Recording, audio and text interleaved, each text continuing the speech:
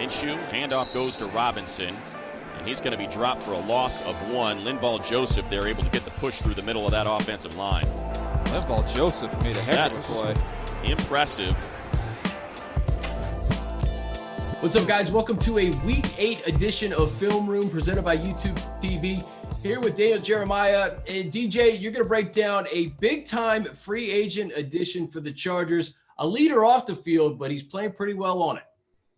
Yeah, Linval Joseph has been outstanding, Chris. And first of all, for Halloween, being Halloween week, I'm trying to dress up like a professional after normally, rocking the sweatshirt and being a little casual on our.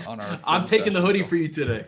All right, well, let's look at what Linval Joseph has brought to this Chargers team, because he's just somebody you cannot move in the middle of the line of scrimmage, and he's been a key member of this defense. You see him here lined up over the guard, and it's really what he does with his hands. He's going to get double teamed here. He sees it, and watch what he does to Ryan Jensen, the center here. Just look at his head get folded back and just folds him up like a blanket and stays on his feet to go in there and get in on the tackle. I'll give you one more play here to show you how good he is in this area before we get to the really fun play here, Chris. But this is another example of him working against Jensen, one of the best centers in the NFL. You can see it better here from the end zone copy.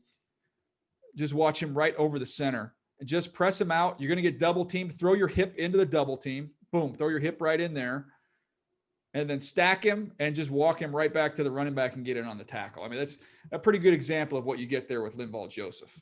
DJ, that can't feel good. I think Jensen put that on social media and Tom Brady reacted to that picture. Exactly. It did get a little social love. Let's go to the last one here, because I want to talk about resetting the line of scrimmage, something that Linval Joseph does extremely well. So look at the center. Look where his feet are as he's snapping this football, okay? See him about a yard inside there. Now watch where his feet end up. Okay, he's back a full yard. Now he's back a full 2 yards. And then just walk him right back to the running back and just go make a play. Linval Joseph is literally resetting the line of scrimmage. I want to give Isaac Rochelle a little love here on the edge as well. Look at the job he does to work with him. Stack, shed, and they meet there with Kaiser White to make a tackle on the running back. But that is literally, you're changing the line of scrimmage with Linval Joseph. When Linval's in there, and then you add Justin Jones back in the mix and Melvin Ingram back in the mix, keeping this defensive line fresh, DJ, how important is that? Well, you want to roll guys through. I mean, you're just going to be able to get more out of him. And we've even seen with Bosa getting a little bit of rest as he's kind of a little bit nicked up. And when you get those guys out there, you get 100 miles an hour, and it makes a huge difference. It makes Uchenna Nwosu better, not having to play every single snap, being able to roll all those guys through. It's good for everybody. All right, DJ, you flip it to the other side. An old friend in Melvin Gordon. I think Melvin's going to be excited to play against the Chargers and vice versa.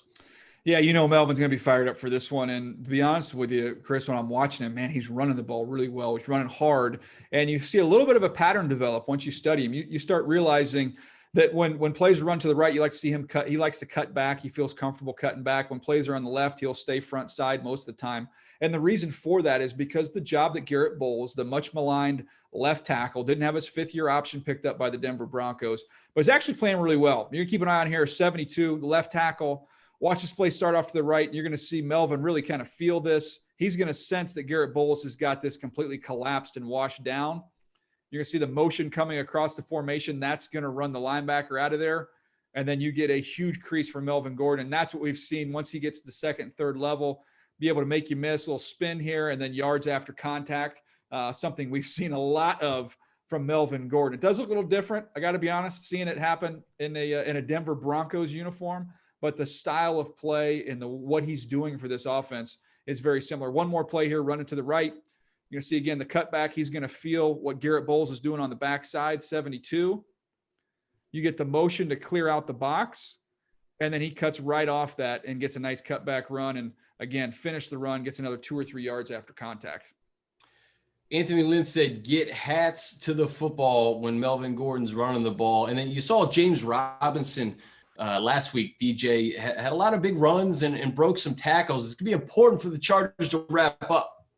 Yeah, I think wrap up and, like you said, bring a buddy. You want to get corral runners with multiple guys, and that's the way you slow down a good running attack. And last week I thought what stood out about James Robinson was the physicality, and you're seeing that same thing here from our old friend here in Melvin Gordon. This time Talked about when he runs left, he'll stay on that path. Again, watch Garrett Bowles, the left tackle. He's going to combo off Quinnen Williams up to the linebacker Hewitt. He ends up getting both of them here, and just a huge lane. You get a puller coming across, kicks out the linebacker, and then Melvin's going to stick it right up in. And when he gets an opportunity at the end of runs where he could run his way out of bounds right here, that's not his style, as we know. He hits the numbers. He's going to look to get north and south and get some extra yards. And if he can, he's going to try and punish you as well. So this is going to be a big game for the second and third level. You want to control that line of scrimmage with big Linval Joseph, but the second and third level, they've got to rally to the ball.